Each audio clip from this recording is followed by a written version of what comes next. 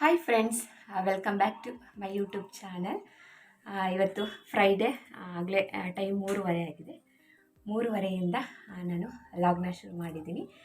ಇವತ್ತು ಸಿಂಪಲ್ಲಾಗಿ ಹಬ್ಬದ ಪ್ರಿಪ್ರೇಷನ್, ಅಂದರೆ ಇವಾಗ ಚೆನ್ನಾಗಿ ಬಿಸಿಲೆಲ್ಲ ಬಂದಿದೆಯಲ್ಲ, ಹಾಗಾಗಿ ಸ್ವಲ್ಪ ಕೊಬ್ಬರಿ ಬೆಲ್ಲ ಎಲ್ಲದನ್ನು ಕೂಡ ಹಚ್ಕೊಳ್ಳೋಣ ಅಂತ ಹೇಳ್ಬಿಟ್ಟು ಈಗ ವಿಡಿಯೋನ ಶುರು ಮಾಡಿದ್ದೀನಿ. ಇವತ್ತಿನ ಒಂದು ವಿಡಿಯೋ ಇಷ್ಟ ಆಗುತ್ತೆ ಅಂತ ಅಂದ್ಕೊಂತ ಸ್ಟಾರ್ಟ್ ಮಾಡ್ತಾ ಇದ್ದೀನಿ.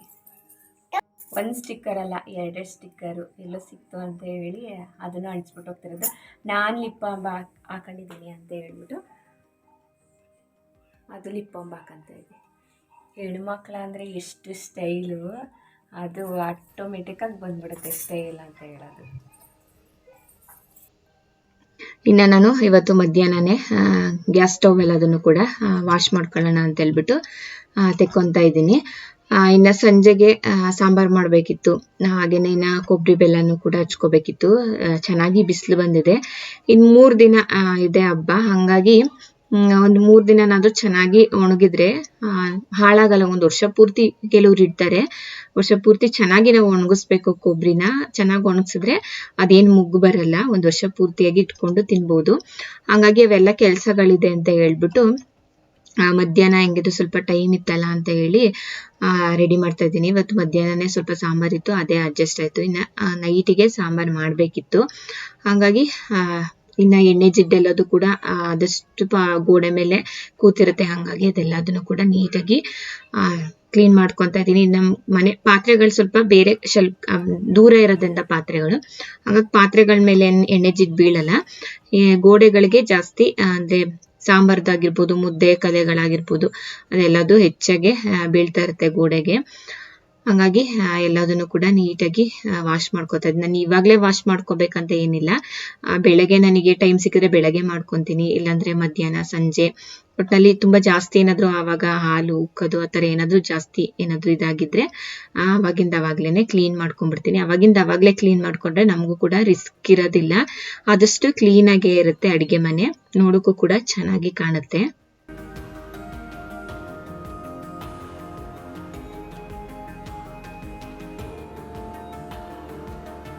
ಇನ್ನು ನನ್ನ ಮಗಳು ಮಧ್ಯ ಬಂದ್ಬಿಟ್ಟು ಅವಳ ಆಟ ಸಾಮಾನುಗಳೆಲ್ಲ ಅದನ್ನು ಕೂಡ ಕೊಟ್ಬಿಟ್ಟು ಅಡುಗೆ ಮನೆಯಲ್ಲೇ ಇಟ್ಕೊ ನೀನು ಇದನ್ನ ಅಂತ ಹೇಳ್ಬಿಟ್ಟು ಹೋಗ್ತಾಳೆ. ಇನ್ನು ಅದನ್ನ ಹಾಲಿಗೂ ತಗೊಂಡೋಗಂಗಿಲ್ಲ ನಾನು, ಹಾಲಿಗೆ ತಗೊಂಡೋಗಿಟ್ರೆ ಅದಕ್ಕೂ ಅಳ್ತಾಳೆ. ಹಾಗೆ ಕೆಲವೊಂದೊಂದ್ಸತಿ ಬಂದು ಡಿಸ್ಟರ್ಬ್ ಮಾಡೋದು ಸ್ವಲ್ಪ ಜಾಸ್ತಿನೇ.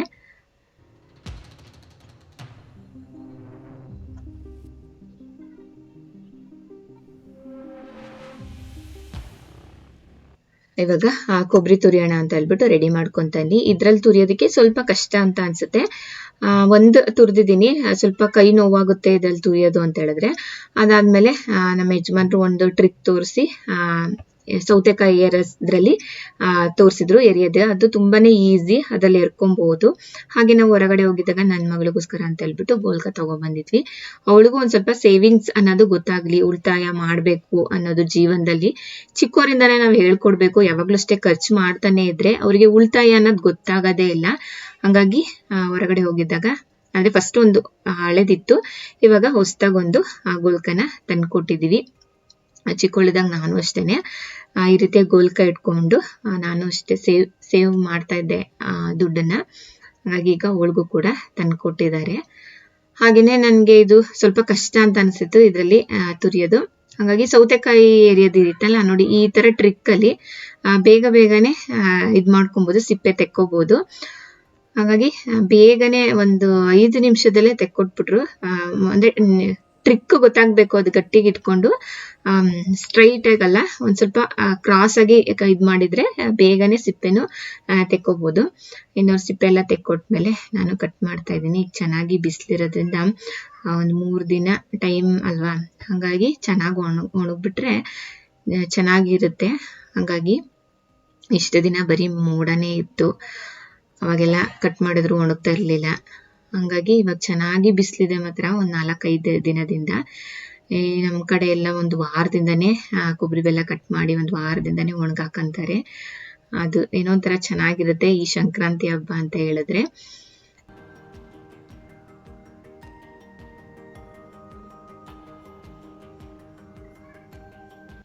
ಇವಾಗ ಎಲ್ಲ ಕೆಲಸನೂ ಕೂಡ ಮುಗಿಸ್ಕೊಂಡು ನೈಟ್ ನಾವು ಒಂದು 7 ಗಂಟೆನೇ ಆಗಿತ್ತಂತ ಅನ್ಸುತ್ತೆ. ಅವಾಗ ಇಲ್ಲೇ ನಮ್ಮ ಮನೆಯಿಂದ ತುಂಬಾ ಹತ್ರದಲ್ಲೇ ಒಂದು ರಾಜಸ್ಥಾನ್ ಕಡೆಯವರು ಒಂದು ಅಂಗಡಿ ಹಾಕೊಂಡಿದ್ರು.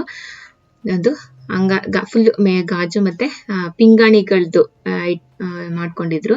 ಹಂಗಾಗಿ ಒಂದು ತಿಂಗಳಿರುತ್ತೆ ಅಂತ ಪೇಪರ್ ಅಲ್ಲಿ ಬಂದಿತ್ತು, ಫುಲ್ ಪಿಂಗಾಣಿದು ಗಾಜಿದ್ದು ಮನೆಗೆ ಏನ್ ಬೇಕು ಐಟಮ್ಸ್ ಅವೆಲ್ಲದು ಇದೆ ಅಂತ ಹೇಳ್ಬಿಟ್ಟು ಪೇಪರ್ ನೋಡಿದ್ವಲ್ಲ. ಹಂಗಾಗಿ ನೋಡೋಣ ಯಾವ ರೀತಿಯಾಗಿ ಇದೆ ಅಂತ ಹೇಳ್ಬಿಟ್ಟು, ಏನಾದ್ರು ಮನೆಗೆ ಏನಾದ್ರು ಯೂಸ್ ಆಗಂತವು ಏನಾದ್ರು ತಗೋಬೋದಾ ಅಂತ ಹೇಳ್ಬಿಟ್ಟು ಕರ್ಕೊಂಡು ಹೋಗಿದ್ದೆ.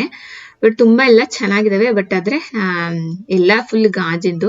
ಬಟ್ ಆದ್ರೆ ನಾವು ಕೆಲವೊಂದ್ಸತಿ ತುಂಬಾ ರಫ್ ಯೂಸ್ ಮಾಡ್ತಾ ಇರ್ತೀವಲ್ವಾ, ತುಂಬಾ ಅರ್ಜೆಂಟ್ ಆಗಿ ಅವಾಗ ಯೂಸ್ ಮಾಡಕ್ಕಂತೂ ಆಗೋದಿಲ್ಲ. ಎಲ್ಲ ಫುಲ್ ಗಾಜಿನ ಮೆಟೀರಿಯಲ್ಸ್ ಗಳು ತುಂಬಾನೇ ಚೆನ್ನಾಗಿತ್ತು ಮಾತ್ರ.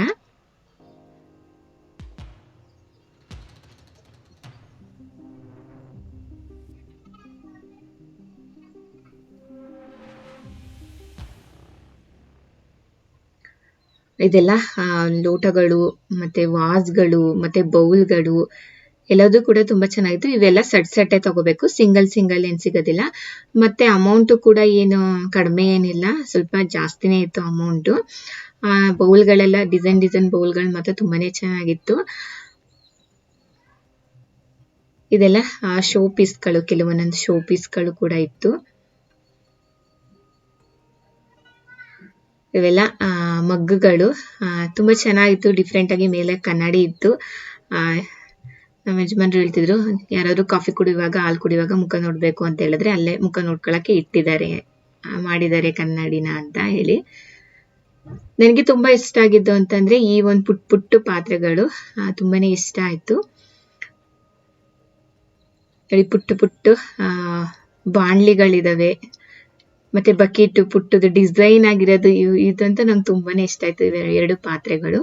ಈ ಬಕೆಟ್ ಅಂತೂ ನನಗೆ ಸಿಕ್ಕಾಪಟ್ಟೆನೆ ಇಷ್ಟ ಆಯ್ತು, ಎಷ್ಟು ಚೆನ್ನಾಗಿದೆ, ಪುಟ್ಟದಾಗಿದೆ.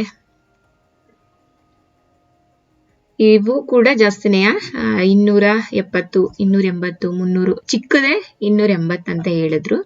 ಇನ್ನ ಸ್ವಲ್ಪ ದೊಡ್ಡದೆಲ್ಲ ಸ್ವಲ್ಪ ಜಾಸ್ತಿನೇ.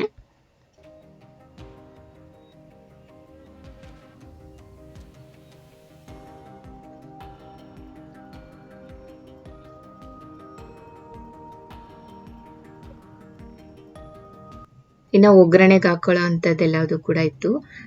ಪುಟ್ಟದು ವಂದ್ರಿಗಳೆಲ್ಲದು ಕೂಡ ಇತ್ತು, ಚೆನ್ನಾಗಿತ್ತು. ಮತ್ತೆ ಇನ್ನ ಕಪ್ಗಳು ತುಂಬಾ ಜಾಸ್ತಿನೇ ಇತ್ತು, ಪಿಂಗಾಣಿದು ಫೈಬರ್ದು ಎಲ್ಲದು ಕೂಡ. ಇವೆಲ್ಲದು ಕೂಡ ಹ್ಯಾಂಡ್ ವಾಶ್ ಮತ್ತೆ ನಮ್ಗೆ ಏನೇನ್ ಬೇಕು ಆಯಿಲ್ಗಳವೆಲ್ಲಾನು ಕೂಡ ತುಂಬಿಟ್ಕೊಳ್ಳೋದು. ನಾವ್ ಇಲ್ಲಿಂದಾನೇ ಗೋಲ್ಕನ ನನ್ನ ಮಗಳಿಗೆ ಅಂತ ತಗೊಂಡ್ ಬಂದಿದ್ದು. ಅವಳು ಯಾವಾಗ್ಲೂ ಹೆಚ್ಚಿಗೆ ಪಿಂಕ್ ಕಲರ್ ಅಂತ ಇಷ್ಟಪಡ್ತಾಳೆ ಅಂತ ಹೇಳ್ಬಿಟ್ಟು ಅವಳಿಗೆ ಪಿಂಕ್ ಕಲರೇ ಇರ್ಲಿ ಅಂತ ಹೇಳ್ಬಿಟ್ಟು ಪಿಂಕ್ ಕಲರ್ನೇ ತಗೊಂಡ್ ಹೋಗಿದ್ವಿ.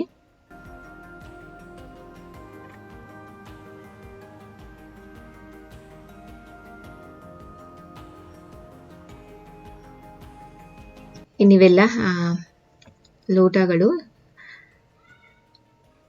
ಚೆನ್ನಾಗಿದ್ದು, ಒಂದಕ್ಕಿಂತ ಒಂದು ಎಲ್ಲದು ಕೂಡ ಚೆನ್ನಾಗಿತ್ತು. ತಗೋಬಹುದು ಅಂದ್ರೆ ಸ್ವಲ್ಪ, ಅಂದ್ರೆ ತುಂಬಾ ಏನ್ ಕಡಿಮೆ ಇಲ್ಲ, ತಗೋಬಹುದು ಒಟ್ನಲ್ಲಿ ವಸ್ತುಗಳನ್ನ.